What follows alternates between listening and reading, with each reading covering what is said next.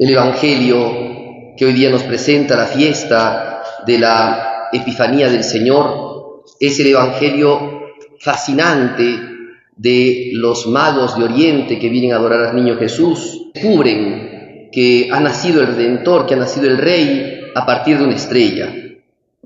Muchas cosas se han escrito acerca de los magos, acerca de la estrella, acerca de las profecías que posiblemente conocían los magos de Oriente. No sabemos exactamente de esto con seguridad, porque si bien se pueden hacer muchas conjeturas y elucubraciones, no tenemos datos suficientes. Los datos más importantes y serios que tenemos son los datos que nos transmiten la Biblia.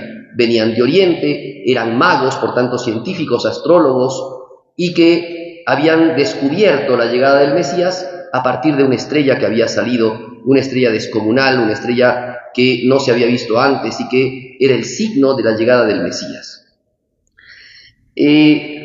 Varias cosas podemos decir porque la historia de los magos es llamada Epifanía, porque la palabra Epifanía significa manifestación, revelación. Dios se ha mostrado ya no solamente a los pobres pastores, a la gente sencilla de Israel, sino que ahora se manifiesta a todas las naciones. Es importante saber de que las más antiguas fiestas de Navidad se celebraban el día 6 de enero y se celebraban principalmente en Oriente. No es que el 25 de diciembre fue la primera fecha que apareció para celebrar la Navidad, si bien es una fecha muy consistente y que se tiene conocimiento de ella ya en el siglo II y que de manera ya seria en Roma se empieza a celebrar en el siglo III, en el siglo IV ya está bien instituido todo esto, pero las primeras fiestas de la Natividad de Jesucristo, la Epifanía de Jesucristo y el bautismo de Jesucristo se celebraban 3 fiestas en una sola fecha, era el 6 de enero. Las iglesias de Oriente celebraban así, después universalmente la iglesia empezó a celebrar el 25 de la Navidad y después dejaron espacio de días para celebrar esta fiesta llamada de la Epifanía del Señor. En esta fiesta de la Epifanía debemos de considerar entonces cómo Cristo es manifestado, Cristo es revelado, ya no solamente por los profetas y al pueblo de Israel, sino al mundo entero. Creo que es importante tomar en cuenta algunas consideraciones frente a lo que significan los magos para nosotros. La primera cosa que debemos de decir es que los magos se muestran como más que gente religiosa, aunque en el tiempo de Cristo no había tanta diferencia entre el científico y el religioso, porque todos eran gente muy creyente, pero los magos de Oriente se manifiestan primero como gente que no pertenece al pueblo de Israel. Los orientales posiblemente venían de Persia. Hay ciertas citas del Antiguo Testamento, de los Salmos, que dicen, vendrán de las islas y de Tarsis a pagarte tributo, los reyes de Saba y de Arabia vendrán a adorarte y traerán sus cofres, ¿no? Y entonces, estas cosas nos hablan justamente de que eran reyes, son profecías que nos hablan de reyes. La historia sagrada de los evangelios nos dice que eran magos, científicos de su tiempo, muy guiados entonces no a supersticiones, sino a los medios científicos que poseían y que por los cuales podían ellos hacer determinadas conjeturas, determinadas teorías, determinadas hipótesis. La ciencia de ese tiempo estaba muy ligada a la astrología, que no es la astrología moderna, ¿no? La astrología moderna es un tipo de superstición que está ligada a causalidades. Si se mueve una estrella, te va a pasar algo, ¿no? Si tal constelación conjunciona con otra constelación, vas a sufrir o vas a vivir determinada cosa. Lo que dicen los horóscopos es astrología moderna, no es la astrología de los magos. La astrología de los magos era la ciencia que tenían ellos para poder mirar las estrellas. Eran hombres que miraban al cielo. Eso es otro elemento también interesante que se puede tomar en sentido místico, ¿no? En sentido espiritual. Eran hombres que no se conformaban con la tierra, siempre miraban al cielo. Nosotros a veces estamos muy determinados a mirar solamente en la tierra, a mirar lo que pasa aquí, a mirar todo bajo el contexto secular, bajo el contexto temporal, y nos olvidamos de la providencia de Dios, que todo lo tiene en sus manos y que va dándonos el curso del tiempo y la vida para que nosotros nos podamos santificar. Entonces la historia de los magos es una historia ya aquí muy interesante, porque ellos hacen ciencia, pero esa ciencia mira a los cielos, no de manera, digámoslo así, solamente literal, en el sentido de que miran los astros, como hoy día muchos astrofísicos lo hacen, sino también porque miran el cielo, que es el cielo de la eternidad. De hecho, su motivación de ellos no es poder, no es dinero, no es sencillamente una cuestión de aventura, sino es el deseo de alcanzar la felicidad, de encontrar en esta tierra algo que hay en el cielo. Algo que estaba en el cielo ahora se encuentra en la tierra, y una estrella es la que es el signo de esto. La gran diferencia entre los magos de Oriente, astrólogos antiguos, y los astrólogos modernos que son supersticiosos, es que los supersticiosos de hoy día buscan en los astros no solamente una motivación, sino la causalidad en la tierra. El astro se ha movido y se va a mover algo en la tierra. La astrología de los magos no es así. De hecho, dice San Agustín, comentando a los magos de Oriente, o sea, comentando lo que hicieron los magos de Oriente, decían, no es que el niño Jesús nació porque una estrella vino. Una estrella se mostró porque ha nacido el Hijo de Dios. Es una cosa distinta. La estrella es el signo, no la causa de la venida de Cristo. Los magos entienden eso, o sea, no entienden de que la estrella ha causado el nacimiento de un Redentor. Es al revés. La estrella es un signo, es una manifestación, ¿ven? Por eso es que es fiesta de la Epifanía, de la manifestación. Dios se ha manifestado. Se ha manifestado en el Antiguo Testamento por los profetas. Se ha manifestado en su voluntad salvífica en la creación del pueblo de Israel y en su manutención. Ahora se manifiesta ya no solamente por eso, sino por elementos de la naturaleza. Estos hombres han descubierto en los elementos de la naturaleza una huella de Dios. Y esto es lo hermoso, porque esto también nos marca a nosotros el camino de cómo la ciencia verdadera y humilde nos transporta a Dios. El verdadero científico no se enfrasca solamente en el objeto de su ciencia, sino que busca trascender como todo ser humano. La ciencia tiene sus objetos, la química tiene su objeto propio, la física tiene su objeto propio, pero el ser humano está por encima. Y entonces las ciencias le sirven al hombre como un medio para trascender y mirar con sabiduría, porque esa es justamente la sabiduría. La gran diferencia entre un científico y un sabio es que el científico se ha quedado solamente en el objeto de su ciencia.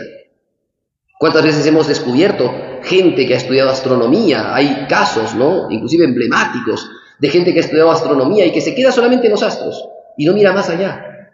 No mira el porqué de los astros, no mira el porqué de esto infinito que tenemos en el cielo. No mira la infinitud de Dios, que es la que ha creado todas las constelaciones y el mundo. Se quedan solamente en el medio y no van al fin. Entonces esa es la gran diferencia entre los sabios de Oriente y estos científicos modernos que están tan encapsulados muchas veces como los mismos astrólogos deterministas que piensan que una estrella va a modificar nuestra conducta. Entonces la vida de los sabios es la vida de los sabios de Oriente, de los magos de Oriente, nos manifiesta la vida de hombres que eran creyentes, que sabían darse cuenta entre la armonía de la fe y la razón, que sabían darse cuenta de los límites que tenía la ciencia y que eso estaba por encima de la ciencia.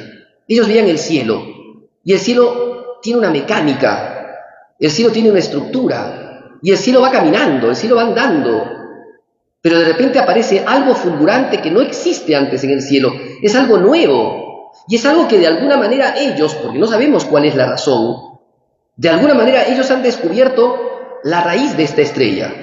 Algo hay una profecía, hay algo que ellos conocen, no sabemos qué es. Sabemos que en el Antiguo Testamento hubo un profeta pagano que fue enviado a profetizar contra el pueblo de Israel. Ese profeta se llamaba Balaam, y que cuando iba de camino, su burra, que lo iba llevando justamente para maldecir al pueblo de Israel, se detuvo y no quería andar. Y Balaam golpeaba a la mula para que pudiese andar, y la mula no quería caminar, ¿no? En determinado momento la mula le habla y le dice, mira lo que tienes enfrente, y de enfrente tenía a un ángel que lo quería derribar con una espada. Si yo me movía, el ángel te golpeaba, le decía. Si yo siempre te obedezco, ¿no te das cuenta de que no te he obedecido porque había un peligro? Y entonces Balaam se da cuenta de que no debía de maldecir al pueblo de Israel, y por el contrario entonces habló de que miraba una estrella, y de que esa estrella era la bendición de los pueblos, y se refería al pueblo de Israel. ¿Habrán escuchado estos magos esa profecía de Balaam? Se sabe que en el mundo pagano existían en las distintas culturas ciertas llamadas seminas verbi, es decir, ciertas semillas del verbo o profecías que hablaban de la llegada inminente de un Mesías. Cuentan ciertos estudiosos del mundo antiguo, de la historia de la humanidad, de que en el tiempo de Jesucristo, en distintas culturas, se hablaba de la llegada de un Mesías, de la llegada de un Salvador, y de muchos profetas que no pertenecían al pueblo de Israel y que hablaban de esto. ¿Qué habrían escuchado los sabios? No sabemos. Sabemos que los sabios veían el cielo y descubrieron un signo distinto. Y ese signo distinto les hablaba de Israel y de un rey en Israel. Pues bien, esa es la primera cosa. Los sabios de Oriente entonces no son supersticiosos, son hombres que viven en esa sabiduría que pasa por encima de la erudición y de la sola ciencia. Sabiduría que se hace experiencia y sabiduría que se mueve entonces a obrar por las cosas más grandes. Los sabios además nos dan la posibilidad, la historia de los sabios de Oriente nos da la posibilidad de abrirnos nosotros a la ciencia humilde que nos lleva a la plenitud de la verdad. Decía Luis Pasteur, un poquito de ciencia y te aleja de Dios, mucho de ciencia y te acerca a Dios. Cuando la humildad empieza a ser la herramienta del científico que quiere observar con sinceridad, sin encapsularse en pensamientos a priorísticos, prejuiciosos, entonces está ya posiblemente con el corazón abierto para descubrir a Dios. Decía Saint Edith Stein de que aquel que busca la verdad con humildad y con sincero corazón y con mucha vehemencia va a encontrar tarde o temprano a Dios. Pues eso es lo que pasó con estos sabios. La fe y la humildad hicieron que por medio de la estrella llegaran al conocimiento de Jesucristo. Pero aquí en la historia, esto nos habla un poco más, ¿no? De repente la estrella se pierde. Ellos iban camino ya a Tierra Santa y la estrella se les ocultó. Entonces ellos fueron a Jerusalén con su razonamiento humano. Aquí hay una especie de oscuridad. Iban ellos andando, dejándose iluminar por la luz, pero de repente esa luz dejó de brillarles y perdieron el rumbo. Por eso llegan a Jerusalén. Y en Jerusalén, claro, en la lógica humana van a hablar con el rey Herodes, pensando de que tal vez un hijo de Herodes sería el rey de los judíos, al que venían a adorar. Hay una oscuridad aquí en los magos. De alguna manera se puede entender esto espiritualmente, de que a veces en nuestra vida de fe también hay oscuridades, momentos en donde nosotros dejamos de percibir con esa intensidad, por ejemplo, esa gracia y esa emoción que teníamos de lo alto para seguir adelante con entusiasmo en nuestra vida espiritual. Y entonces, en esa oscuridad, hacemos caso a la fe. Los magos toman ahora recurso a la fe. Si ustedes se dan cuenta, llegan a Jerusalén y piensan que Jesús ha nacido allí. Se convulsiona Jerusalén, pero Herodes manda a llamar a los escribas, a los sabios del pueblo de Israel, para que sepan o para decirles a los magos dónde iba a nacer el niño. Entonces ellos ahora sí hacen uso de la revelación de Dios. Entonces ahí se dan cuenta cómo los magos, que vienen de un conocimiento científico, digamos, de su tiempo, de observación, de análisis puramente natural, pero de cosas sobrenaturales, de repente llegan al contacto con la revelación de Dios, con las profecías que están en la Sagrada Escritura. Y tú, Belén, tierra de Efrata, no pienses que eres la menor de las hijas de Israel, porque de ti saldrá el caudillo de Israel. En Belén nacerá. Y entonces Herodes, siempre hombre malsano, hombre canalla, en sus mentiras, en sus maneras de querer embaucar a los magos, vayan, sepan, averigüen y después cuéntenme para que yo vaya a adorarlo, ¿no? Pues los magos ahora ya no se rigen solamente de la estrella, ya no se rigen de su olfato natural o de su ciencia puramente natural, ahora se rigen de la fe, de la profecía, de la Sagrada Escritura, de la revelación de Dios. Y es la revelación de Dios la que los lleva a ellos a encontrarse con Cristo. Por último, es importante saber esto. ¿Qué es lo que encuentran los magos? ¿Qué fueron a buscar? Hay que preguntarse, ¿no? ¿Qué moviliza a una persona? Hay personas que se movilizan por estudios, por trabajo, por tener una mejor vida. ¿Qué los motivó a los magos? Los motivó el encontrar en esta tierra lo que ellos buscaban en el cielo. Ellos buscaban los astros. Ellos nos dice la Sagrada Escritura que ellos buscaban los astros, pero podían encontrar en la tierra lo que se encontraba en el cielo. Esto nos tiene que llevar a nosotros a entender cómo ellos de alguna manera vislumbraban que lo eterno que estaba en el cielo podían encontrarlo en la tierra. Ese es el sentido de la Epifanía. Ese es el sentido también nuestro de la vida. Encontrar ya en la tierra los dones del cielo. Descubrir ya en la tierra lo que hay en el cielo. Porque lo que está en el cielo quiso bajar a la tierra. Esa es la revelación más grande que podemos nosotros encontrar. Que tras el velo de esta mujer y este niño, de esta situación en Belén, de esta humildad, de esta precariedad, de esta situación adversa y pobre que vive la familia de Nazaret, está el sol de justicia que ha nacido de lo alto. Está el cielo que ha venido en la tierra. Los magos no contemplaron los milagros de Jesús, no contemplaron las parábolas de Cristo, la enseñanza divina, no contemplaron la expulsión de demonios, ni la tempestad calmada, ni tampoco la pesca milagrosa, ni la multiplicación de panes y peces. No vieron nada de eso los magos. Ellos vieron solamente a un niño con su madre. Nada más.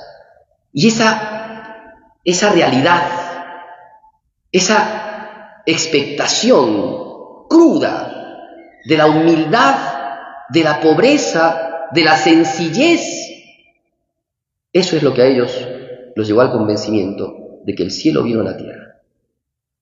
Y ellos, descubriendo esto, ¿ven? Eran sabios, descubrieron lo que no se ve a partir de lo que se ve. No se quedaron solamente en lo que se ve. Festejaremos dentro de poco tiempo la presentación del niño Jesús en el templo. Muchos vieron a la Sagrada Familia, pero nadie notó que estaba entrando el Hijo de Dios. Los magos entraron en la casa, dice el texto de San Mateo, y encontraron al niño y a su madre.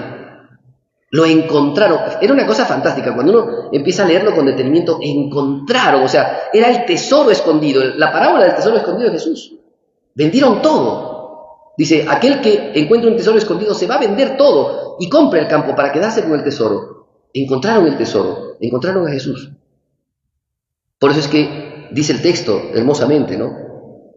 Llegaron de donde estaba él y se llenaron de inmensa alegría. La estrella les brilló nuevamente, dice. Y llegaron a la casa y encontraron al niño. No encontraron milagros, no encontraron cosas apoteóticas. Encontraron la sencillez, la humildad de un niño nacido, de una virgen. Se llenaron de inmensa alegría y adoraron con todo su corazón, con toda su alma. Habían llegado al destino, el destino difícil, el destino peligroso al que habían apuntado desde hacía cuánto tiempo. Habían pasado cuántas cosas.